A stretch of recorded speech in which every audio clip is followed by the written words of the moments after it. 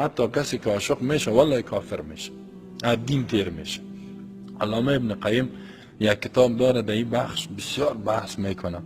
بسیاری عاشقا را گفته که مشرک هستن، سر عاشقا مشرک، بیا 24 ساعت در تصورش هموست، اونمو حتی نماز نمیخوانه دیگه، هیچ چیزی آتش نمیه، همیشه اونمو شام خواب میکنه، اسم علاق دیویسو خط نشته کرده برو، همین فکر هست دیگه کل چیزش در هم و غمش همش از الله کده او برش محبوب میشه.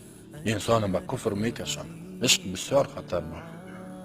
یگان بیدینا خواندن کده که اگر عشق باشد گناه الهی، اگر یعنی اگه گناه باشه من خب باز بیخی گناهگار هستم.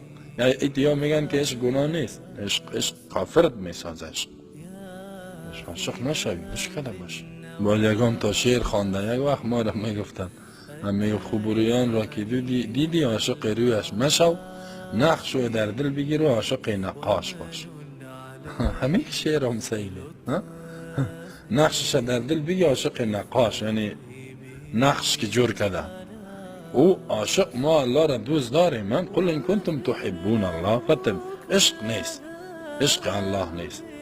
مثل بریلوی ها که میگن عاشقان رسول، ما رسول را عشق داریم. عشق که اصلا واقعا میگه شیخ الاسلام میگه گفته صحیح است. عشق که از دو محبت است که